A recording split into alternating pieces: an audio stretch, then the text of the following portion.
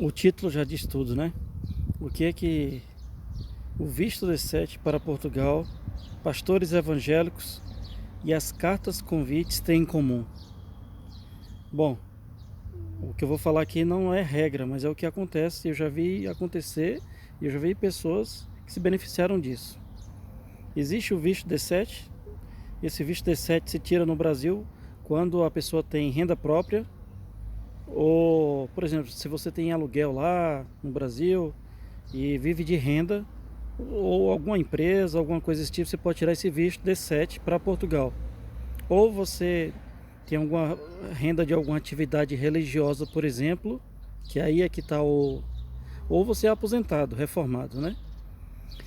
Eu já vi, e o que acontece há muitos anos aqui, são pessoas que são aí evangélicos no Brasil e tiram o visto D7 ou vem como turista, chega aqui, vou falar tirando o visto, tá?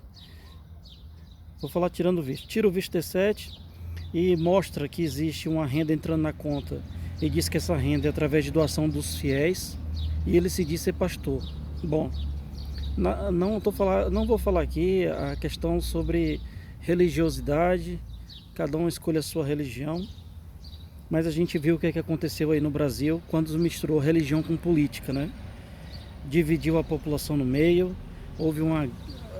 No Brasil existe uma tal de bancada evangélica, então por aí você tira como isso está intrínseco no Brasil de uma forma muito perigosa.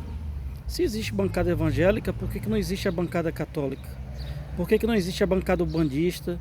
Por que não existe a bancada espírita? Oi, irmão. Para mim? Então, no Brasil existe essa bancada evangélica. Essa bancada evangélica nada mais é do que vários clubes religiosos, eu chamo de clube religioso, várias igrejas de várias disseminações que são tidas como evangélicos e esses evangélicos se reúnem para brigar por um lado político. Não interessa o lado político aqui, nós vamos falar sobre o que eles fazem. Em prol dos, por exemplo, eles nunca votaram a favor das igrejas pagarem impostos. Por que será? Já houve projetos de lei para que fossem cobrados impostos de igrejas e foi reprovado de cara por essas pessoas. A maioria delas, é claro. Eu estou falando aqui, não é regra, tá? E não estou falando exatamente dos atuais da bancada evangélica, nem dos que já se passaram, mas de todo o contexto, de todo o histórico dessa bancada evangélica no Brasil. E essa bancada evangélica, ela é patrocinada por vários líderes evangélicos no Brasil adentro. Então esses líderes evangélicos, eles vêm de cima para baixo tocando terror na população, dizendo que se aquele determinado político não for eleito, aquele outro político A ou B ou C, ele vai fazer cartilhas obscenas, livros com texto sexual, ele vai implantar banheiros todo tipo na escola, ele vai ter pautas sexualizadas, ele vai endemoniar as crianças, enfim, esse é o tipo de coisa que acontece no Brasil, uma lavagem cerebral que acontece lá. E conhecendo isso de perto, eu fico muito preocupado com o que está acontecendo aí com a banalização das cartas convites, que muitos pastores, que se dizem pastores aqui no Brasil, que lá no Brasil, nem aqui em Portugal, se dizem pastores aqui, que no Brasil às vezes nem eram pastores, eles eram apenas mais uma ovelha. Eles eram mais uma pessoa que tinha um pastor acima deles, dentro da religião deles. E essas pessoas vieram para cá e se titularam-se pastor. Bom, dentro de um clube religioso bem organizado, existe vários níveis, não é? Assim como na igreja católica. O bispo, o sacerdote, não sei o quê. E existe o pastor e depois o ajudante, não sei o quê. E aqueles outras pessoas lá e os fiéis, que eles chamam de fiéis, que são as pessoas que pagam o dízimo obrigatório, né? Não é obrigatório, mas se você não pagar, o pastor vai sentir falta e vai fazer questão de usar uma palavra no culto para cobrar os fiéis que estão em atraso. Eu conheço de perto isso. Eu fui a uma igreja evangélica, nunca fui evangélico. Eu fui, por acaso, fui em igreja evangélica no dia que o pastor estava cobrando o culto. E ele conseguiu achar uma palavra dentro da Bíblia que fazia menção à importância do culto para manter o trabalho religioso funcionando. Ok. Na igreja católica tem as esmolas, enfim, também funciona do mesmo jeito. É claro que o padre precisa de um salário para trabalhar, o pastor também precisa de um salário para trabalhar. E os movimentos religiosos, eles são livres, todo mundo está livre para escolher a religião que for. A pauta do vídeo é sobre a banalização e a distribuição de cartas convite para pessoas que ainda estão no Brasil. O que é uma carta convite? É um termo de responsabilidade. Vamos lá pegar no contexto geral. Um termo de responsabilidade. Quando um pastor ele chama uma família inteira ou vários membros, de preferência o que acontece mesmo quando não é uma família inteira, são pessoas adultas, porque essas pessoas adultas podem trabalhar e eles podem dar os 10% para a igreja, do pastor, obviamente. Então o que acontece? Esse pastor se responsabiliza nessa carta convite por essa pessoa que ele está convidando. E ele diz na carta convite que o termo de responsabilidade, quando é exigido, quando a pessoa não tem capacidade financeira suficiente para comprovar a sua estadia aqui em Portugal durante o período de turismo que ele vem exercer, ou de visto, essa carta ela serve para se responsabilizar tanto financeiramente quanto moradia, por exemplo, comida, alojamento, enfim. Essa é uma carta que você se responsabiliza pela estadia da pessoa durante o período do visto que ela tenha. E essa carta convite, ela serve para embasar quando a pessoa passa aqui na imigração. Reforçar que essa pessoa tem condição de ficar aqui e que o agente possa aprovar a entrada dessa pessoa no espaço Schengen através de Portugal. Só que criou-se aí um grande mercado. Quando eu digo mercado, muito entre aspas, mas é um grande mercado consumidor, que é um ciclo vicioso.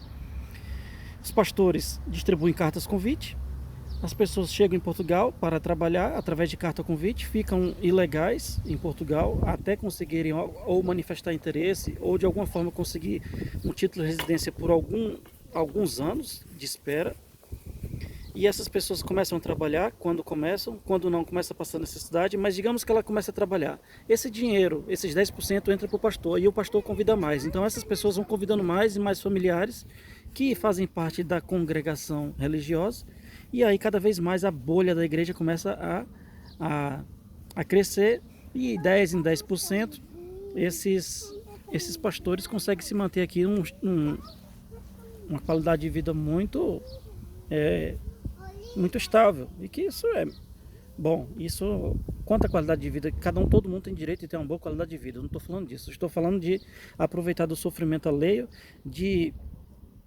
desse tipo de atitude para se fazer valer, como um caso que foi descoberto aí do pastor que tinha lá, um pastor que tinha uns 30 quartos alugados lá aqui em Portugal, que ele ganhava quase 10 mil euros por mês, mais ou menos isso. É uma coisa assim, procura aí na internet. Se eu achar, eu coloco o link aqui.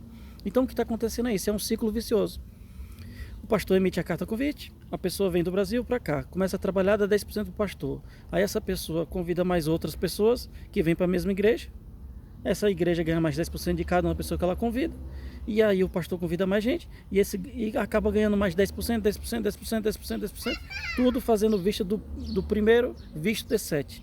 Que é o visto para aposentado, reformado, ou visto para quem tem renda própria, por exemplo, aluguel, enfim, algum dinheiro que você tenha lá, a empresa, ou para atividades religiosas. E aí, eu acredito que quando essa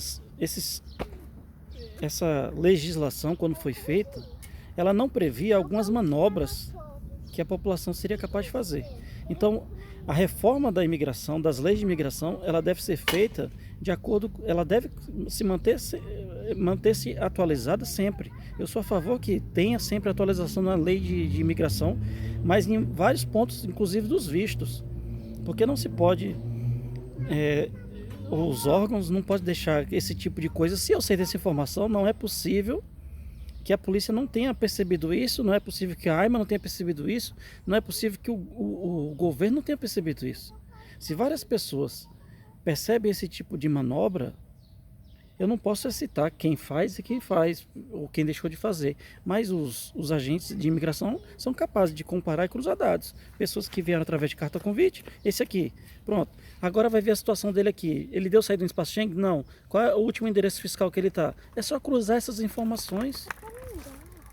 A polícia pode cruzar essas informações e chegar nas pessoas, e principalmente nos responsáveis pela emissão, e vai ver que vai ter uma pessoa só.